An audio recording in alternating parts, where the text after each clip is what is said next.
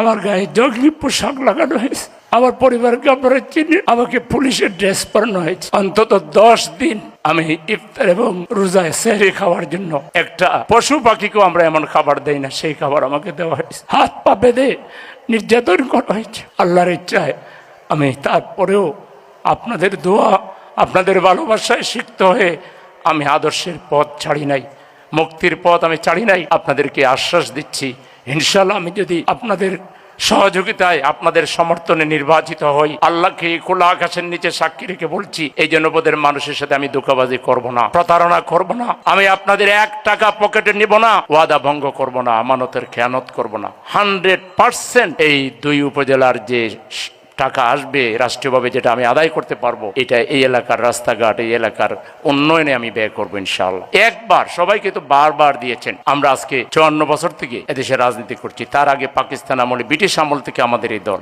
1941 সালের 26শে আগস্ট এই দলের জন্ম হয়েছে।